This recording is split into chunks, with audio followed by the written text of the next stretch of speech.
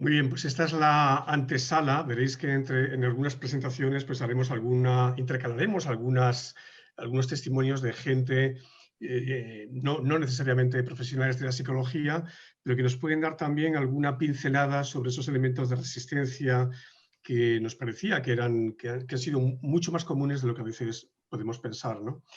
Bueno, vamos a comenzar la sesión y con un par de observaciones. Primero, confesar que ha sido y fue un problema grande la selección de los ponentes. Como veis, va a ser una agenda realmente muy apretada, ¿no? Porque refleja muy bien el vigor de la psicología en España, y yo creo que tanto desde un punto de vista profesional como académico, ¿no?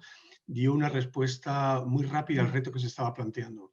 Así que nuestra idea era ofrecer un panorama muy amplio, desde luego no exhaustivo, ¿no?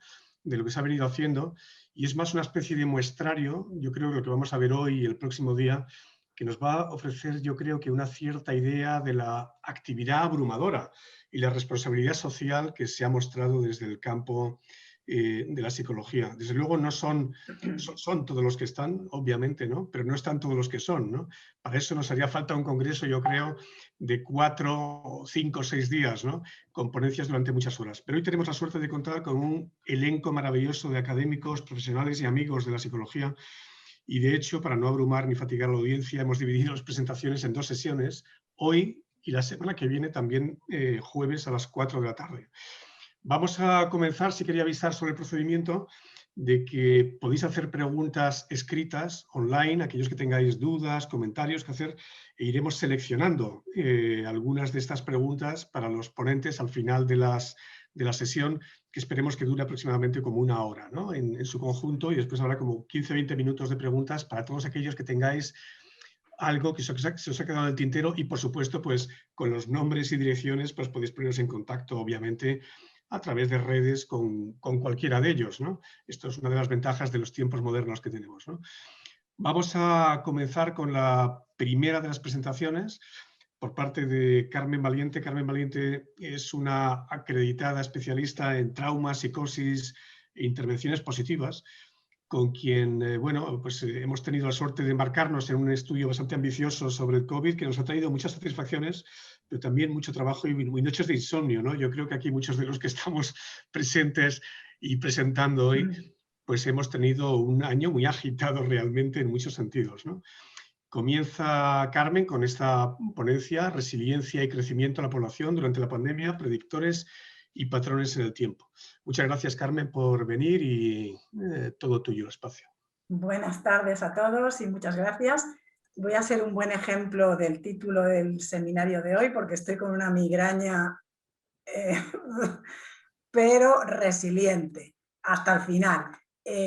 Bueno, destacar,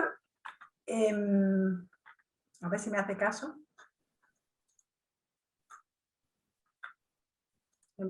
Ahora sí me lo hace, ahora me hace demasiado caso. Bueno.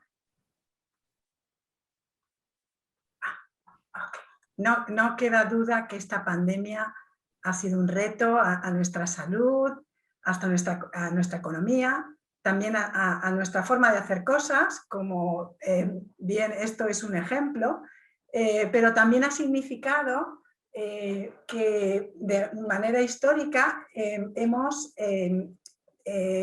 buscado alianzas y conseguido cosas que, bueno, por lo menos en nuestro grupo, os pongo el ejemplo de, nos asociamos con un grupo de investigadores en UK que bueno, habíamos colaborado puntualmente, pero hemos desarrollado con ellos un consorcio y un protocolo a nivel internacional con muchos países en los que de forma simultánea y similar estamos evaluando los efectos de la pandemia. Esta pandemia además nos ha dado la oportunidad de en tiempo real estar evaluando, ¿no?, las respuestas de la población en general ante una adversidad global y generalizada. Como os decía, nuestro estudio va en consonancia del consorcio, es un estudio longitudinal de 4 olas. Ahora mismo os voy a presentar solamente algunos datos de las 2 primeras olas. Lo hemos hecho a través de una empresa, se llama Sondea, tiene un gran número de panelistas y la empresa te te da la posibilidad de seleccionar de forma intencionada y proporcional el tipo de sujetos que quieres, y por eso hemos conseguido una muestra representativa de la población española. Bueno, como veis, a través de las olas vamos perdiendo algunos de los sujetos, nos queda la última ola por llevar a cabo, pero en general se han descolocado un poco las tablas, pero bueno, simplemente deciros que tenemos más o menos mitad hombres y mujeres, personas de distintos niveles educativos, de distintos niveles económicos y de distintos rangos de edad. En el primer trabajo que os voy a presentar, que si luego queréis os mandamos los artículos, nos hemos centrado en el concepto de resiliencia, sobre todo porque partimos de la base que resiliencia es un funcionamiento saludable y estable, aunque normalmente la forma de identificar, de medir la resiliencia es a través de escalas de autoinforme, que realmente lo que miran es la percepción subjetiva del individuo, si se percibe a sí mismo como resiliente o no, y además normalmente se llevan a cabo en estudios transversales que no permiten captar la naturaleza dinámica de la resiliencia. Por eso en nuestro primer estudio lo que pretendíamos era identificar el patrón de respuestas, de respuestas adaptativas del individuo a través del tiempo. Bueno, como estos ya son los resultados, veis que tenemos dos tiempos. Lo que hemos hecho es mirar el porcentaje de personas que está por encima de lo que se considera clínicamente significativo en depresión, ansiedad y estrés postraumático. Y como veis en la presentación, más del 50% de los individuos no tienen ninguna alteración clínica en ninguna de las tres escalas que utilizábamos. Los consideramos resilientes, si bien es cierto que un 25% más o menos sí que cumplen en los dos tiempos criterios clínicos de ansiedad, depresión o estrés postraumático, y hay porcentajes pequeños de personas que igual empiezan peor y se recuperan, también podríamos considerarlos resilientes, y algunos que empiezan bien, pero pues por las circunstancias que sean van a peor. Quisimos corroborar si estos patrones temporales que habíamos identificado se correspondían con el nivel de perturbación que de forma independiente habíamos también evaluado, y efectivamente comprobamos que aquellos que habíamos identificado como resilientes no tenían perturbación, mientras aquellos que estaban con un perfil de estrés mantenido tenían altos niveles de perturbación a través del tiempo. Identificamos también los predictores.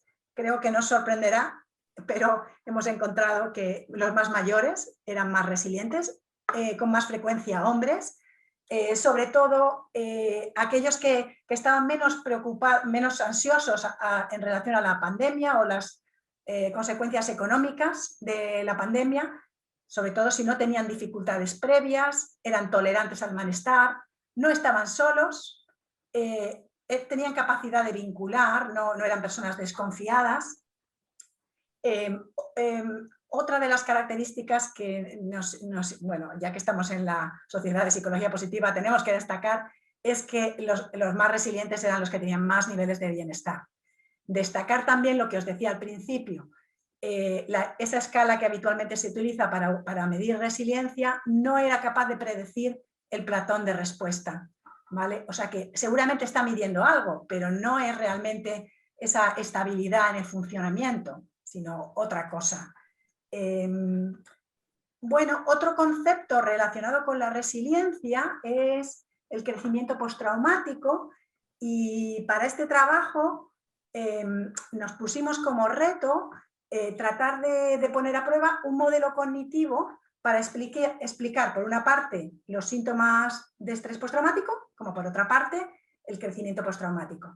Introdujimos en el modelo variables que tenían que ver con el mundo, por ejemplo, la percepción de que el mundo es bueno, una concepción benevolente del mundo. Por otra parte, creencias que tenían que ver con el self, con el yo, como por ejemplo el miedo a la muerte o el optimismo, la orientación positiva hacia el futuro y por último, variables que tenían que ver con los demás, suspicacia y identificación con la humanidad.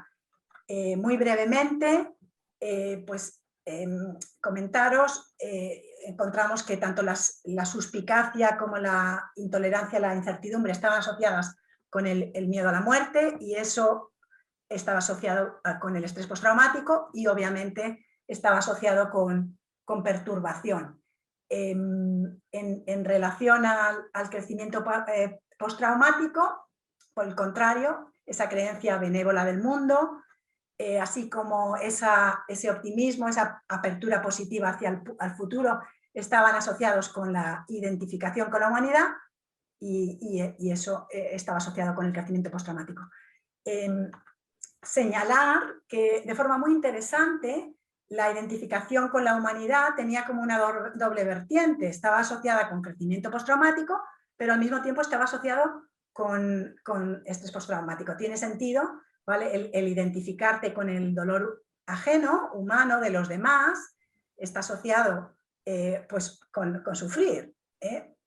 Destacar también que el estrés postraumático también es predictor del crecimiento postraumático. O sea, aquellas personas que se superan y que crecen, de alguna forma han experimentado una cierta incomodidad y estrés asociado a la adversidad.